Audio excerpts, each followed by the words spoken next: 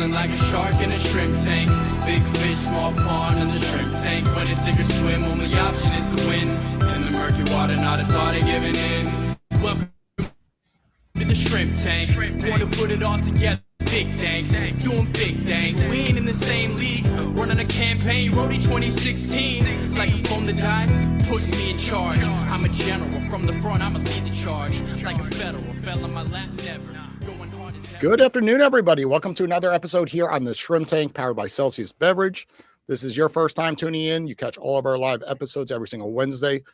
We do these things on social media live. We're one of the most unique shows in the world where a live classroom of students that are taking an entrepreneurship class get to sit in and ask our guests questions during the episode. It's pretty unique out here. And we have all our episodes up on our website at shrimptankpodcast.com.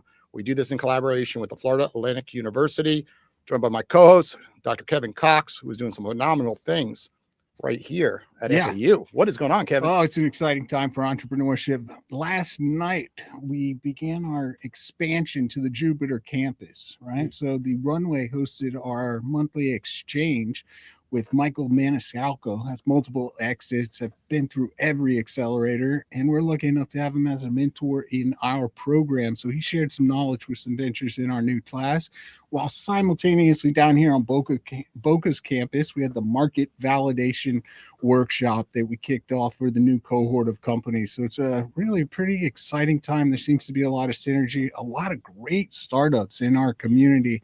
I just got off the monthly mentor call with a company with a student-oriented app called Walking. Very promising. It's really designed to get students to connect in person. Even though it's an app, they want to connect them not on the app, but in real life. Imagine that. Walk is amazing. I collaborate with the founders. Yeah. We have a lot of things in common with the Owl app, and we talk behind the scenes about different technologies we're implementing into apps. They're amazing, and they're really taking off. They're doing well at universities. It's awesome. It's a really dynamic team of founders. But we got to get into the show. We don't have a student on the show today.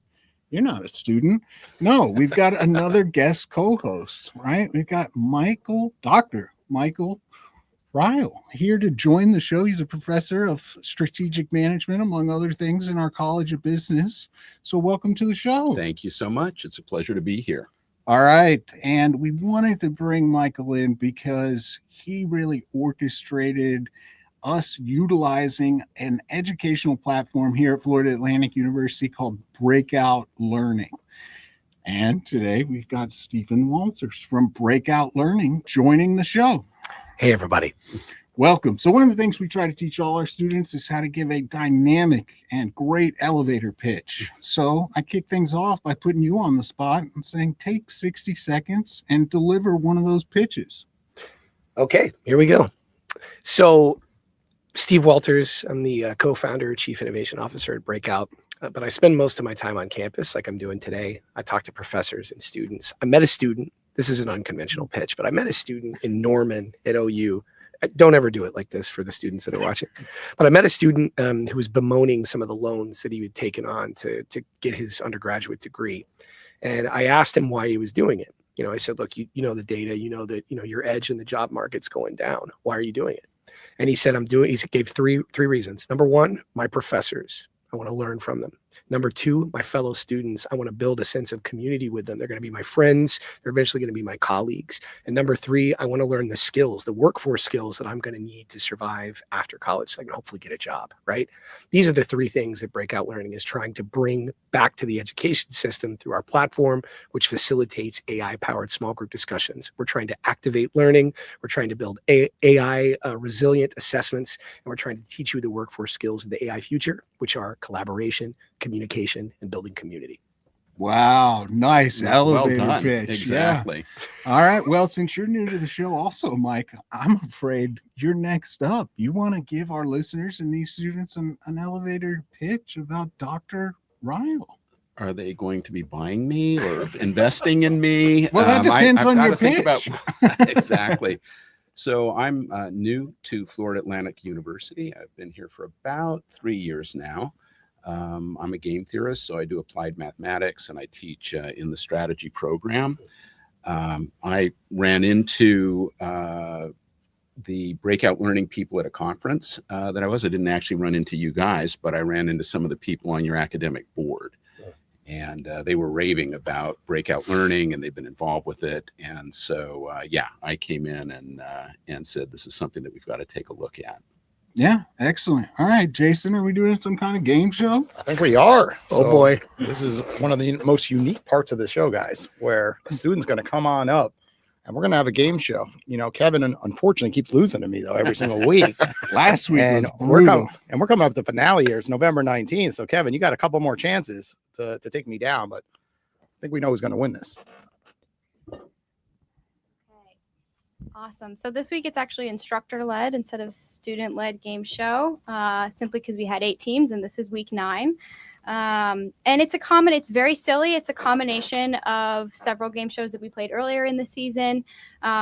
Essentially, the setup is 2 truths and a lie. So I'll be presenting a trio of 3 different business models, 2 of which truly exist in the world and one of which is completely made up. And your job is to guess which one of them is a fake venture model.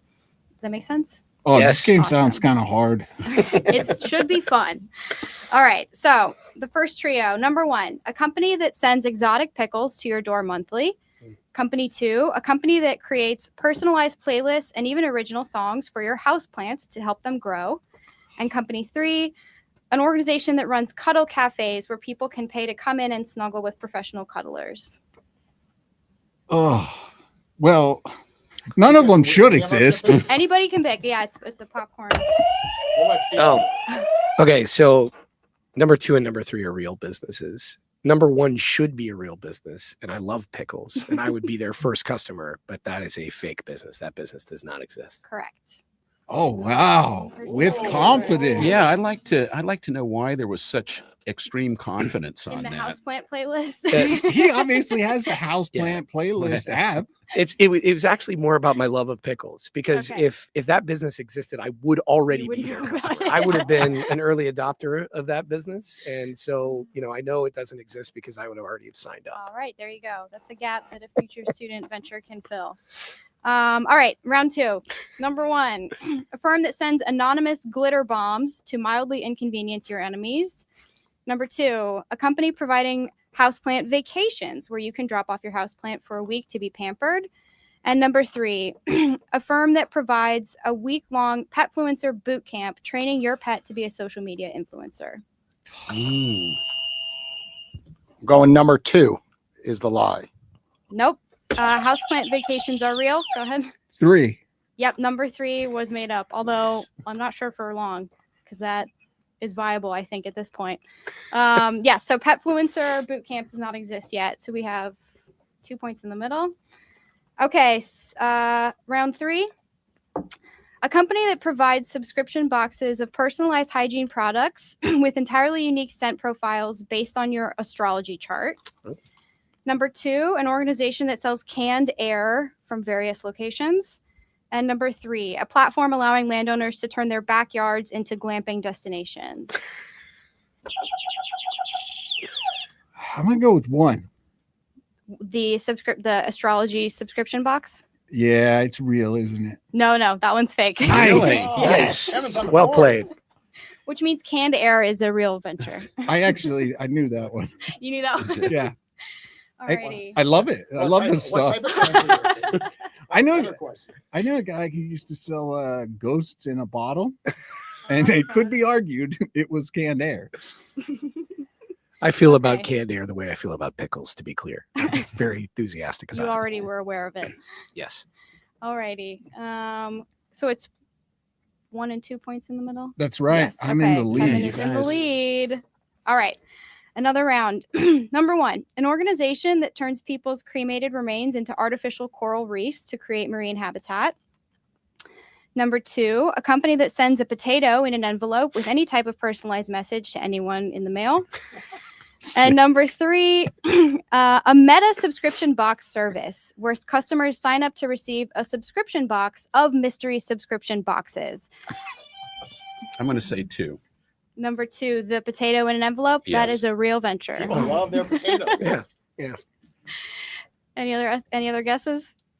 I thought it was 3. The Meta subscription box. Yes, Yeah. that's fake. All so right. far. Man. Although with the amount of different subscription boxes, it feels like a viable business model now. That seems like a totally reasonable business to start. Like, don't worry about it. We'll just send you boxes We'll send of you boxes. something. Exactly. Yeah. Okay. Number 4. First one, a dating app for authors, which only allows users to meet after they write a collaborative short story together. Number 2, a smart alarm clock that wakes you up by fully cooking bacon next to your bed. And number 3, Pretty a sure sock I've seen company that. that sells pairs of 3 socks based on the premise that one will always go missing. It's the bacon. That can't be real. I would That know is about real. That's Oh, I've What? seen that on That's the a real internet. product. That was like Yeah, on Shark I've seen Tank. Yeah, that one. was major. Although to clarify, that's a failed venture. Oh, So it's gone under. It was real. Yes. Okay. Do they have any inventory that they're trying to unload? I don't know. I'm sure Okay. you could. I'll look into that. 3, the sock company. I don't think that exists. That is a real company. They're called Throx. Socks and Throx. threes. Rocks. So the dating app was the fake one there. Yeah, one sounded real. That's a point for the host. That's a point No, for, but if you for buy, me. if you buy 2 packs, you're back to the same problem. Right. True. True. Alrighty. I think Kevin's in the lead, but we'll do one more round just to see if anyone else can compete. Number 1, a company that provides exact plush replicas of your real pet. Number 2, a service that creates fake online partners, including text, voicemails, and a full backstory so you can keep your relatives off your case. And number 3, a smart egg carton that tracks the freshness of each egg and texts you when eggs are going bad. I'm coming back in. 3. The smart egg carton? Yeah. Nice job, Kevin. You are Boy. definitely the winner today. Well, I spend a lot of You spend time a lot of time looking at messing these around things. with business models, some that should exist and many that shouldn't. All right. Thank you, guys. Thank you. Back to the sock thing. You know, here's the trick. You just buy the same socks and you don't have to worry when one goes missing. That's what I do. Right. Because I've been in that situation way too many times. And then I'm like, what do? I keep losing socks. I don't know where they go. They just disappear. If that alarm company can also cook eggs, you'll have breakfast, Kevin. You'll have your whole meal. Well, Maybe those that's, who maybe those that's who where know, they went wrong. yeah, and those who know me well, and some of my students even know that I'm a strong believer that breakfast is a scam. Oh. And nobody actually needs it. But more about that later. Let's get into your background, right? You told us a little bit about Breakout Learning, but you have a really intriguing background. So tell us how you got there. After you went to school, early days, how did you end up where you are today? And what was this winding path? Winding is the right word for it. My background's pretty unconventional for an entrepreneur. I mean, I've always been a builder. I've always been a creator, but my background is as a storyteller. I mean, from the time I'm 5-6 years old, I'm, reading J.R.R. Tolkien and locking myself in a room and writing for hours and hours and world building and just, getting lost in my imagination. In high school, I that sort of, curiosity about stories and love of stories kind of led me to the theater. What happened was my sister got cast in a musical when I was in high school, but she couldn't really sing on pitch, and I sort of can. And they had me hold her cape and kind of hum the melody into her ear. She played the evil queen in Once Upon a Mattress, and that was I got bit by the theater bug, as they say, and there was no turning back for me. And I studied theater and communications at Baylor University, which has a top tier undergrad theater program. After college, my entrepreneurial sort of spirit kicked in. I founded a not-for-profit theater in Dallas, Texas called Second Thought Theater that's in its 21st season. I serve on the advisory board of that theater. I'm not, intimately involved in the productions day to day, but I raise money for them and support them. But very quickly, I learned in my early 20s, and I really should have known this going in. It's right there in the name of 501c3 nonprofit. But starting a theater company is not a good way to build wealth. And so I decided to try to go make some money. And I got an agent. I started auditioning. I got cast in a bunch of TV shows like Prison Break and Friday Night Lights and a whole bunch of other things. And my TV career was going pretty well, but as things progressed, my writing career, I also pursued sort of side by side with my acting career. My love of stories is what really kept me going. But I got into the business of acting and theater and storytelling because I didn't want to have a job, right? But the further I got into the business of Hollywood, the more I realized it was just like any other job. And once it felt like any other job, I just immediately kind of fell out of love with it. right? And so I started another company called Ritual Productions. We got into the TV and podcast and film business and producing independent films, producing podcasts, very similar to this one actually. It covered business history, business topics, American history, which is an area of obsession for me. I'm coming around the bend here to Breakout Learning, but it's from this podcast company that I started, Ritual Productions, that Breakout Learning was born. Along the way, when you're an actor, you deal with ebbs and flows, right? It's not a stable business. I mean, there's high highs and there's low lows. Most actors have to have survival jobs. For me, my survival job was always teaching. It was arts education. I've always been a big believer in arts education and education in general. And I've always been a big believer in using stories to facilitate critical thinking and conversation, right? Second Thought Theater, my company that I founded in my 20s, the mission statement was literally to use stories to spark imagination, creativity, and to start conversations in the theater that would continue out into the community. And those values are very present inside Breakout Learning. And it was sort of in pursuit of those values that I met my co-founder and CEO, Ramit Varma. So I'll tell the story. I wrote a podcast called 1865, right? It starts at the moment that Lincoln is assassinated, and it carries forward all the way through the Reconstruction era. This podcast is not like this one where it's a talk show, right? Or like the Joe Rogan format. It's like Netflix for your ears, right? It's like one of those highly produced ones. Yeah, that's right. Yeah, like an old school radio play, right? With actors, and it had some very reputable actors in it, like Reed Birney and William Jackson Harper from The Good Place, and it was a great cast, and it did pretty well.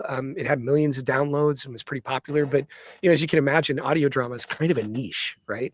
Yeah. So I mean, it had like 10 to 15 million downloads, but that's very small for the kind of premium podcast space.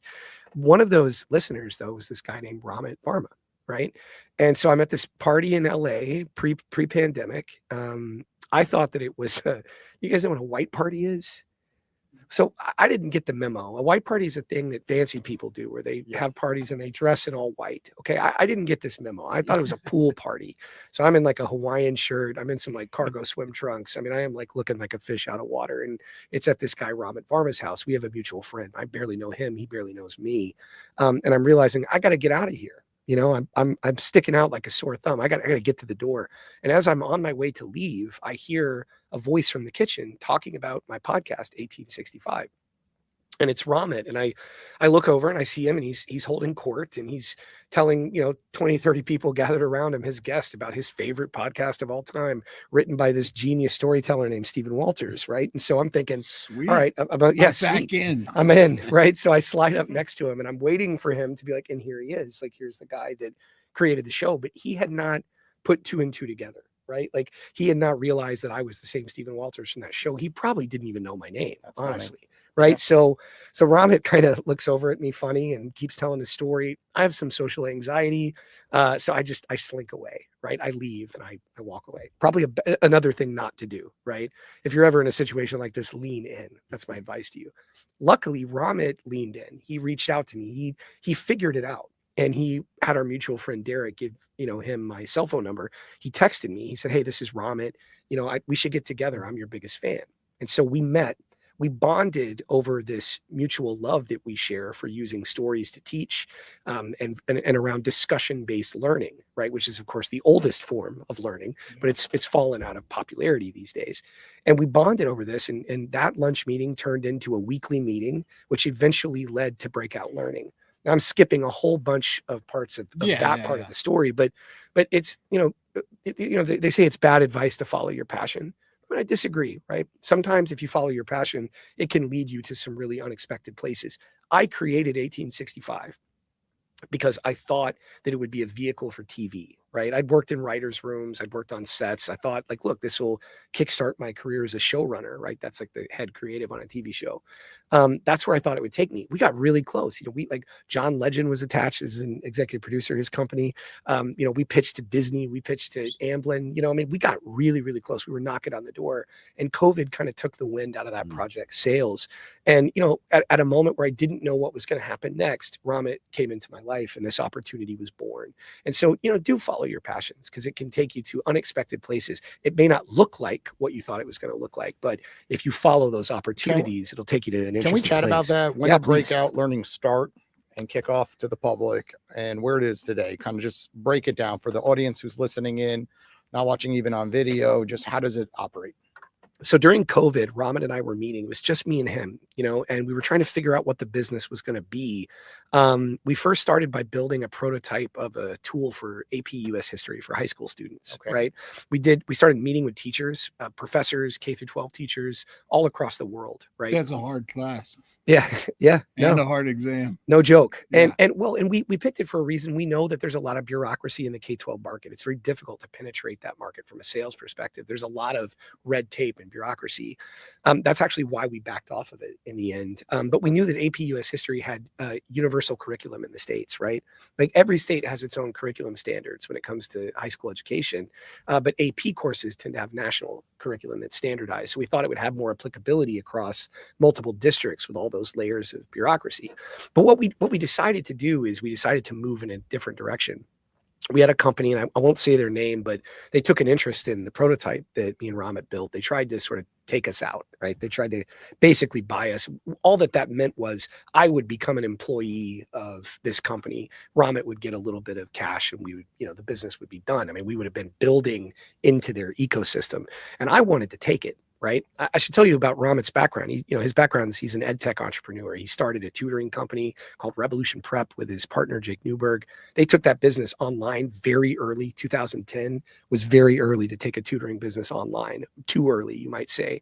But the gamble paid off. They sold that business at the height of the pandemic for hundreds of millions of dollars. So Ramit had a nice exit out of his last company. Right. So the amount of money that was on the table at this moment for me was meaningful, right? For Ramit, it was kind of like, no. And he said, look, don't do this. You do this, you're going to be miserable, right? If we even pursue this, right? And it would have taken some doing to get that deal done. It wasn't a sure thing. And he said, you give me a little bit of time. I'm going to put a situation together that's going to be better for you, better for us, better for our And business. I just want a time frame. So Sure. everybody out there listening understands, like, how long did that take to get that offer? Like, was it like a year and a half, 2 years? I mean, it was a high level deal memo, and it took us, a couple of months, but the conversations leading to that moment, I mean, that was a year and a half of sweat equity before we ever got there, right? That's me putting in my time, Ramit putting in his time. But that's absolutely amazing. Yeah. I mean, a year and a half, and you're already getting opportunities to exit, right? Yeah. Well, I think that they saw the value of the format. Yeah. Right. And that's the thing. Breakout's format is very unique. It's a very old thing applied in a very new way. It's discussion-based learning. I mean, this is Socrates. This is, Jesus and his disciples, right? This is how we learn as a species, right? The only reason we moved away from it is because of scale. We talk more about that in a second. But so Ramit was true to his word. He put in the first investment. He put in, a large chunk of his own personal money, he went out and raised a friends and family round. We've raised, I think around $15 million, and we're, we're off to the races. We have a full company, but there was some horse trading that went on with me and Ramit, right? Where it was like, I really wanted Ramit to be the CEO. He didn't have a problem with that, luckily. But my thinking was, look, when times are hard, I want Ramit to be in it with me. And he wanted me to be in it with him. And we're very different people, but we're really good partners for one another. We really balance each other out. The main reason I wanted him to be CEO is because he's a businessman, right? He's a tested entrepreneur. He's been through this before. I'm a storyteller, right? I'm a creative by my background, an instructional designer, a storyteller. So I wanted to have somebody who had been through this at the helm. And so we were able to figure out a partnership that moved from us being the co-founders to him being CEO and me being employee number one. Then we brought in Josh Oster-Morris, who's our third co-founder, as a technical co-founder to help us build out the platform. And the rest is history. We launched officially in August of 2024 last year. So we are just now into our 1 year anniversary, and we're closing out year two in 2025.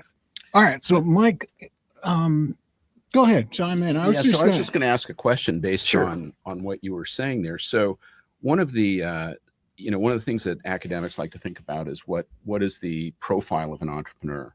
And early on, the answer to that was, well, entrepreneurs must be people who love risk.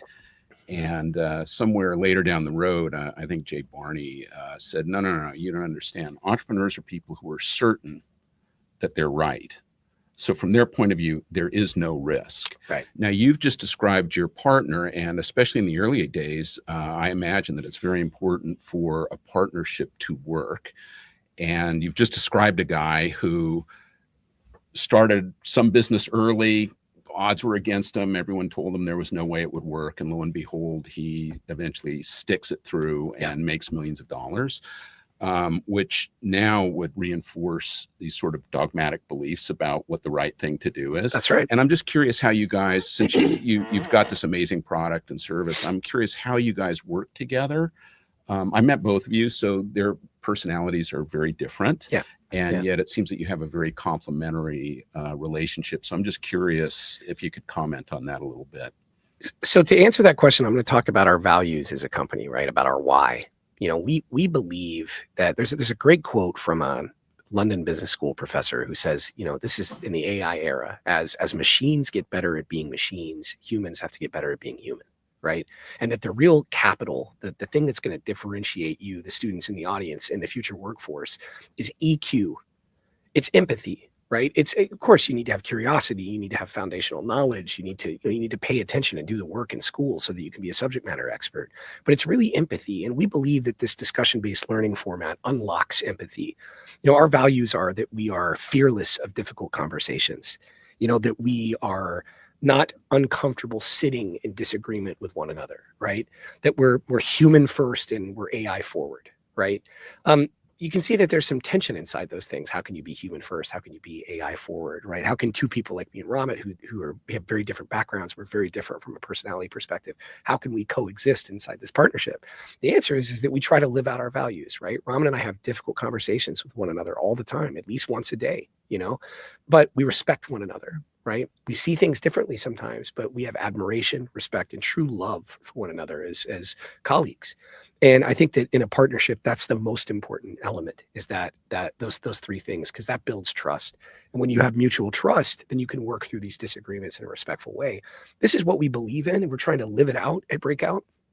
And we're trying to provide a product that facilitates this in higher education and workforce learning, where it's like, look, let's put people in a room, instead of them just reading a chapter and, you know, doing a write-up. Let's put them into a conversation that's structured and led by faculty, designed by faculty, that gives them the opportunity to be confronted with some sort of complication, to work collaboratively through their potential disagreements, and then finally to commit to a point of view.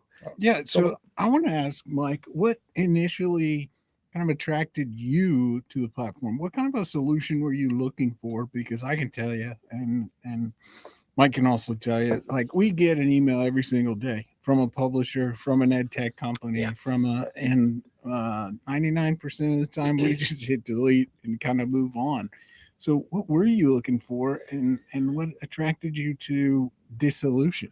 Yeah, so there's a couple of major dimensions to the answer to that question. So one is the problem. So I think there is probably not a business school professor on the face of the earth who doesn't have a lot of trouble running case discussions.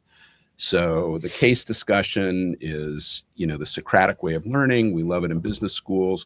We like to teach these generalized principles that we're then going to show are relevant to the real world through a real world case. So we're going to take these abstract 35,000 foot principles and say, look, here's how they apply in the real world, and we're going to do it through the case. And by working through the case, students also learn the principles. So it's this sort of virtuous cycle of things going on there. The problem is that it's very difficult to get busy students to properly prepare to have case discussions, especially in class.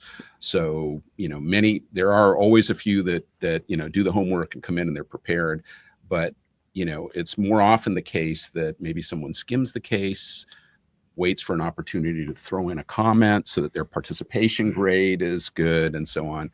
And it's really important to have good case discussions. This is really how you begin to learn the material and how to apply it in the real world. So I think there are just general dissatisfaction with this. And then I went to a conference in my field, and I met two of your academic advisors who I've known for 30 years and have even co-authored with. And, you know, we're having the usual discussion about, what are you guys doing to prompt good case discussions and so forth? And they said, well, there's this amazing new company out, and they described your product. Well, you know, this is a platform. The students get on the platform. It's their homework assignment. They have the discussions. And then the platform provides the professor with all kinds of information about the discussion, who said what. It's being ranked according to who's doing the best critical thinking, or there's sort of superficial thinking happening there. And so what ends up happening, and this is very important to what you were saying about, are we becoming more human? We need to become more human, is that what's happening is that the professor and the case discussion are not being replaced. What's happening is the students are coming in prepared to have an in-person case discussion. And so all of a sudden, once we started using breakout learning, the quality of the case discussions leaped by, an amazing amount. Yeah. So, and I could tell from the discussion with these two guys that was probably going to be the case. And so I came back, I spoke to our administrators. I said, look, we should give this a trial. Maybe it'll work. Maybe people will like it. Maybe they won't. And what ended up happening was I sat down with our CFO, and our CFO, we said, well, look, let's give a trial. We'll let professors adopt this if they want. We'll pay for it out of the administration. Let's get twice the number of licenses that we think we're going to need for the year. We'll make it a 1-year trial. And we ran out of licenses in summer, halfway through. Yeah, I've utilized it as well. It's a really great product. All this data is so rich on the back end, all this kind of stuff. And then you can bring that into the classroom. That's and have right. a much more dynamic discussion. Jason, you were going to add something? I was actually going to pick on Mike as well. We think alike. Why we're good partners as well.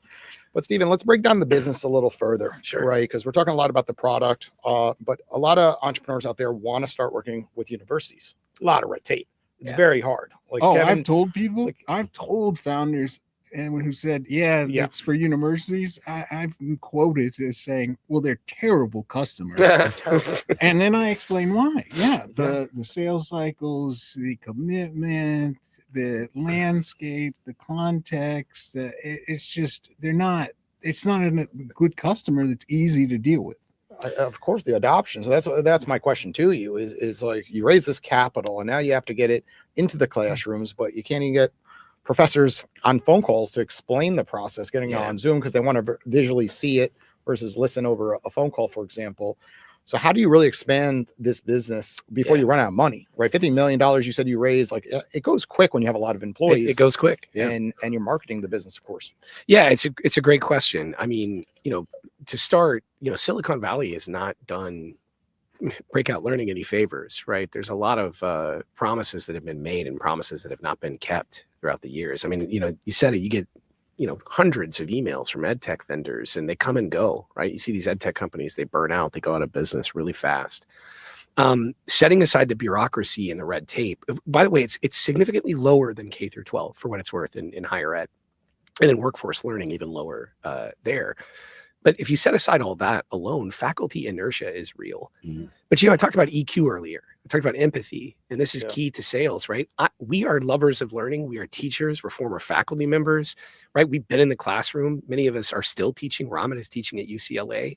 I mean, the truth is we understand faculty inertia. We know why they're slow to change, because putting a course together is it's like composing a symphony, right? Or painting a painting. It's a complex organism, right? And any change or disruption to that creation is a lot of work, quite frankly. And so we're very sensitive to this inertia.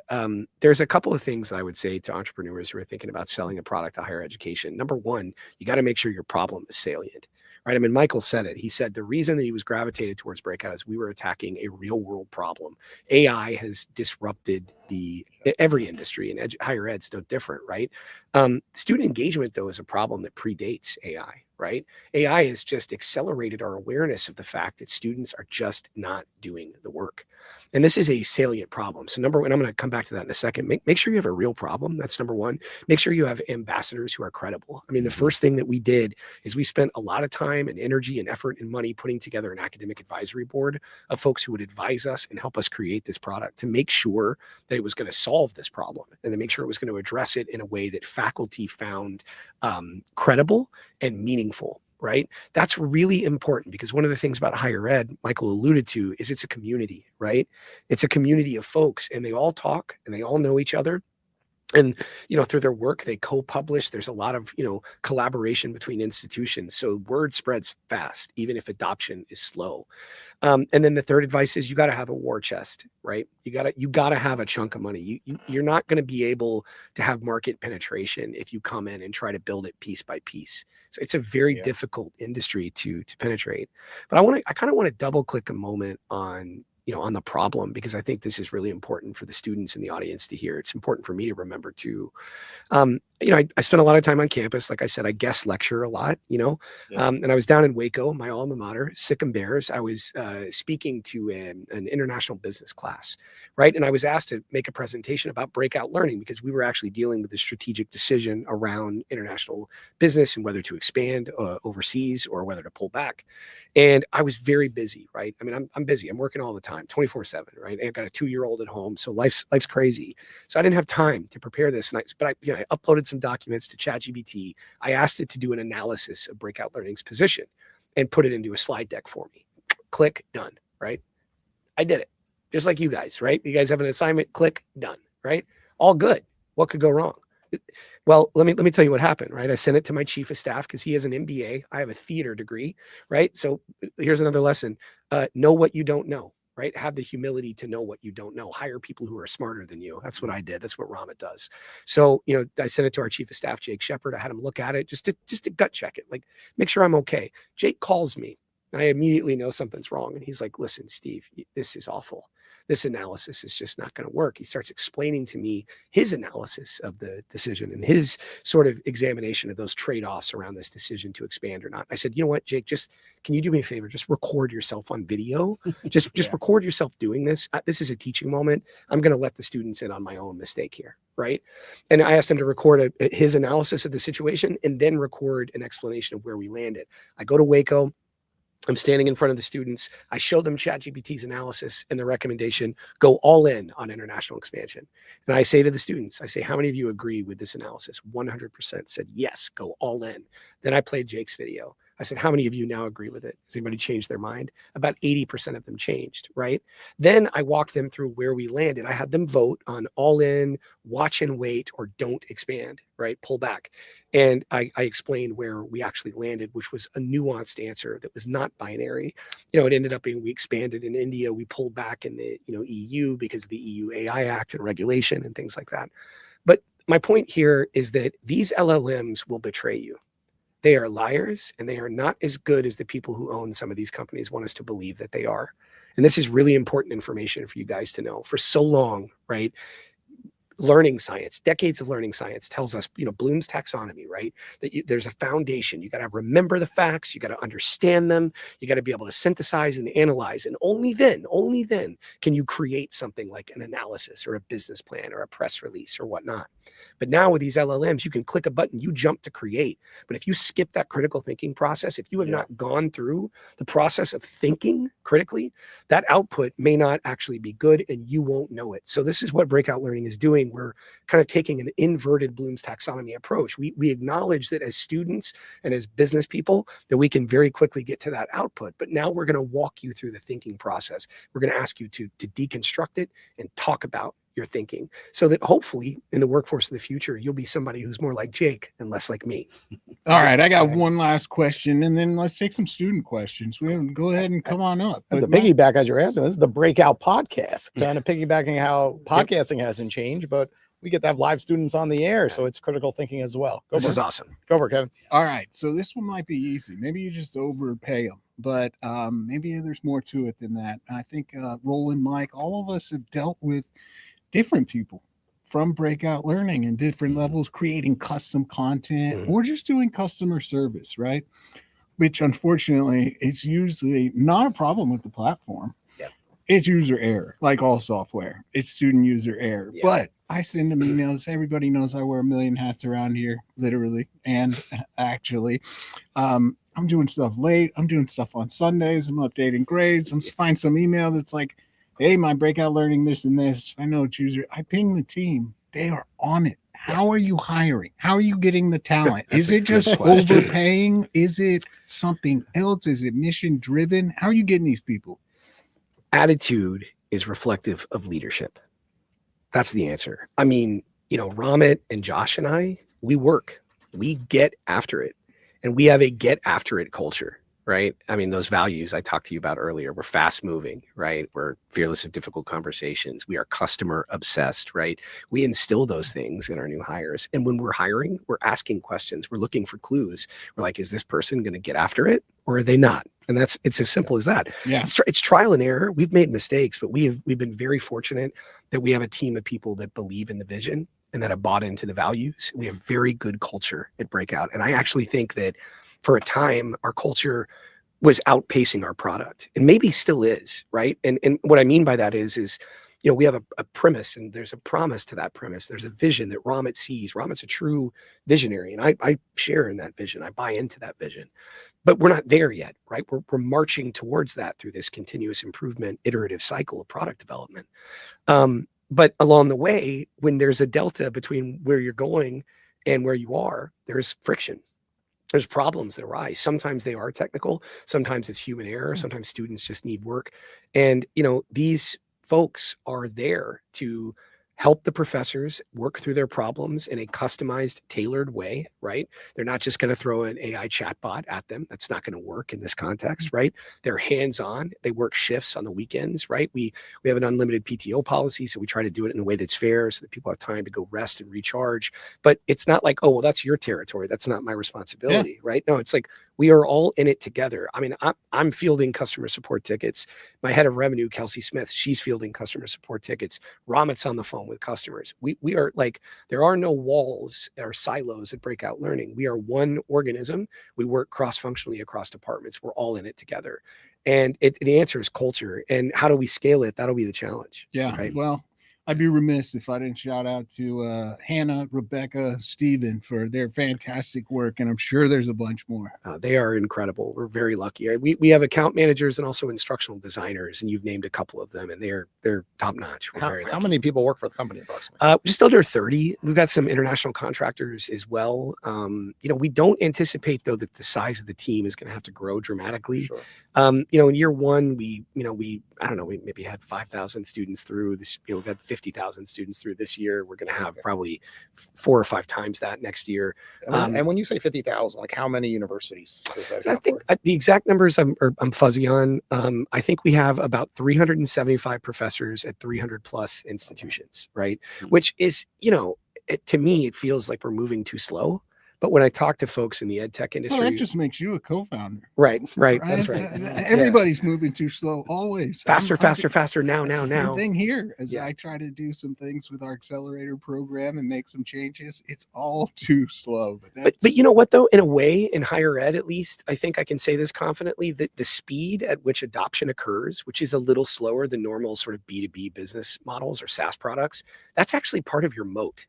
Right? Like if you have the resources to actually penetrate the market and survive the very slow and arduous and sometimes painstaking sales cycles, right? Where you meet somebody, say in January of 2024, when you're in stealth mode and the first dollars don't come in until 2025 or 2026. No, that's a right? fair point, because I also tell founders, like, universities, ed customers are terrible until you get them, and then they're loyal. fantastic. That's right. Right? They do have an upside. They're big. They have inertia. And you guys guys don't mess up. That's right. You And know? you guys have a lot of autonomy, right? You guys can control what happens. Academic freedom is a beautiful thing. If you decide you want to use a product, usually the layers of bureaucracy move pretty quick, right? Like there's IT approvals, there's vendor clearance, there's getting registered with a bookstore, there's doing integrations. But if there's faculty like you that love the product, they move. And FAU has been great, I have to say, about really activating and supporting us. We've got some of the best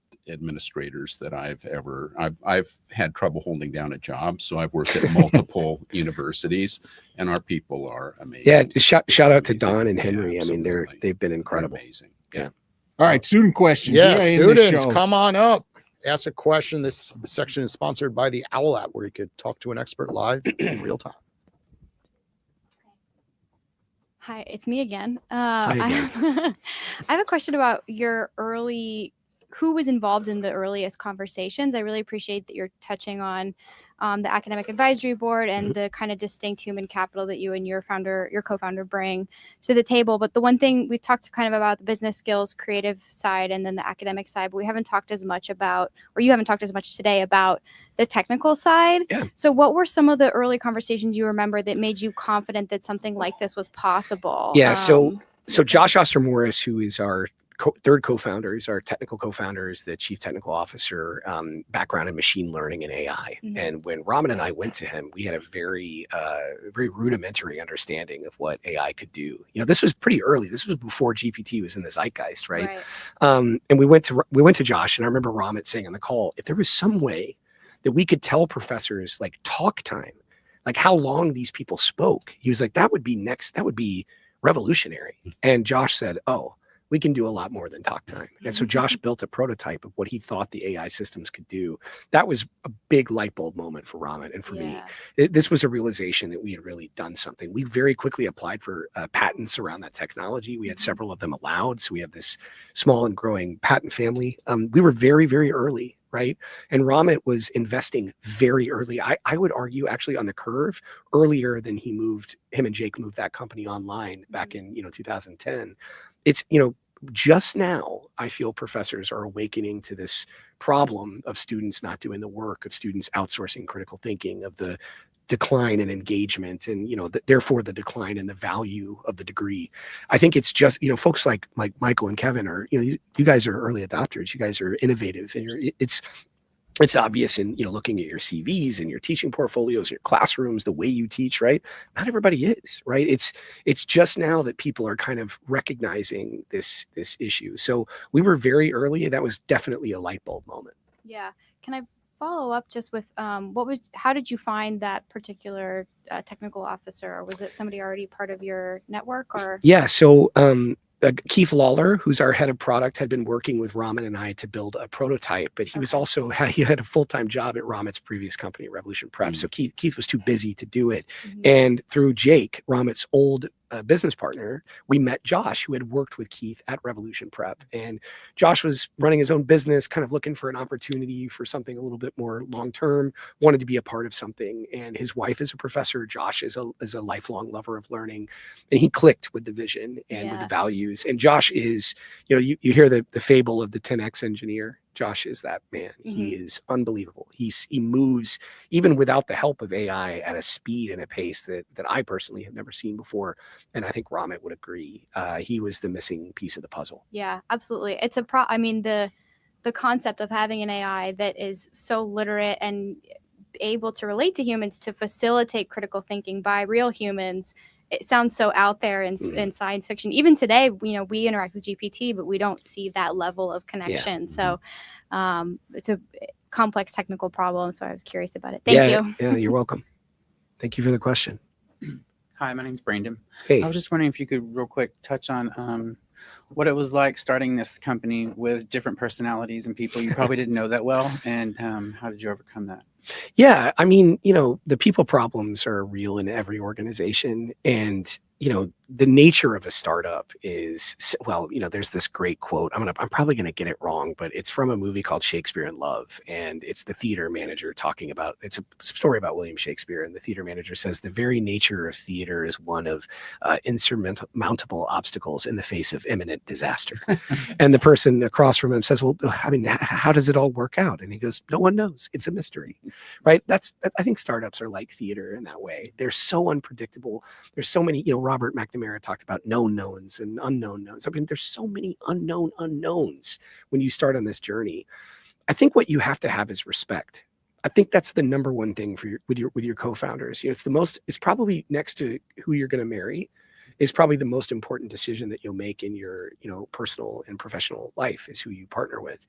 And the thing about Josh and Raman, and I think they would say this about me, we are so different. We see everything about the world differently, right? We're politically very divergent. We're all unique, right? We don't all fit neatly into any one particular box from a socioeconomic background, a religious background, a political background. But what we have is respect. And when you respect somebody enough to tell them the truth and to have a real conversation with them, that builds that deep trust and camaraderie. I also know that Josh and Ramit work as hard as I do. And that inspires me to not want to let them down. And because we do that, we don't want to let each other down. Our team feels that. And in turn, they don't want to let us down. So there, yeah, sure, there have been some difficulties and some people problems that have, arisen over the years, but we've worked through them, clinging to our values around, being fearless of difficult conversations. And I would encourage all of you to embrace the idea of being okay with difficult conversations. You look at, and I'm not to get on a soapbox, but if you look at where we are as a country, and this sort of prevailing notion that we're enemies of one another, that there are enemies, that one side is the enemy of the other side, and all of these things, we reject that notion, right? At Breakout, we believe that we have more in common than that which divides us, right? And I think having empathy especially for those with whom you disagree, right? Think about right now, who's the person that you disagree with the most in the world? Think about empathizing for that person. Think about trying to understand that person's point of view.